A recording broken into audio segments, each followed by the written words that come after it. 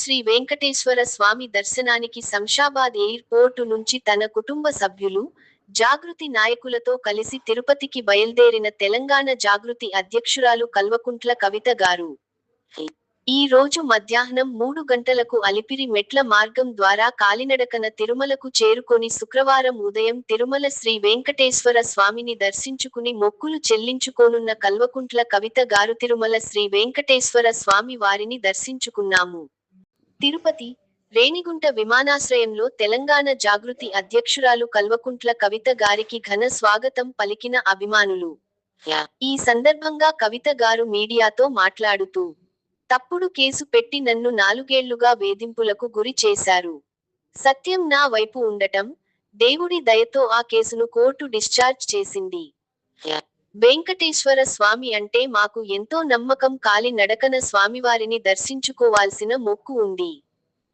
కేసులో clean chit వచ్చిన సందర్భంగా మా కుటుంబం, జాగృతి కుటుంబ సభ్యులు మొక్కు తీర్చుకోవటానికి వచ్చాము.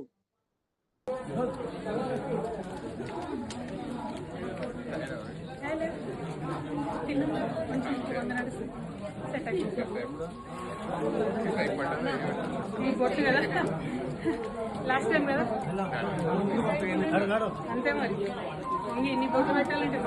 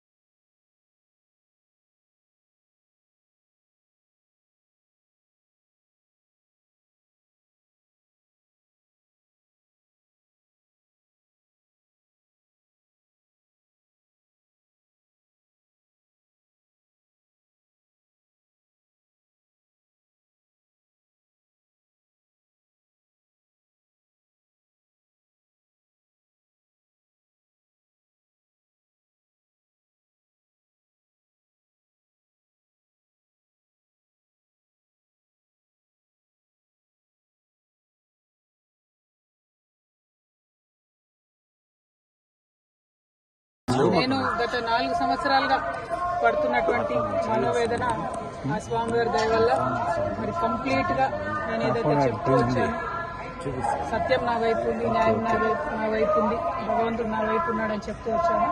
అదే నిజమని రుజువు చేస్తూ కంప్లీట్ గా కోర్టులో మరి క్లీన్ చీట్ రావడంతో స్వామివారికి కాలినడకన వచ్చి మొక్కు చెల్లించుకుంటానని అనుకున్నాను. దానికోసం ఇవాళ ఇక్కడికి రావడం జరిగింది. నిన్న కాలినడకన కొండకెక్కి ఈరోజు పొద్దున్నే స్వామివారి దర్శనం చేసుకోవడం జరిగింది. మరి అదేవిధంగా రాబోయే రోజులలో తెలంగాణ రాష్ట్రంలో తెలంగాణ ప్రజల పక్షాన తెలంగాణ ఇంటి పార్టీగా పనిచేయడానికి ఫ్యూచర్లో పొలిటికల్ పార్టీని కూడా పెట్టబోతా ఉన్నాము. కాబట్టి దానికి కూడా ఖచ్చితంగా స్వామివారి ఆశీస్సులు ఉంటాయి, దయ ఉండాలని చెప్పి కోరుకొని మరి వాళ్ళు దర్శనం చేసుకోవడం జరిగింది.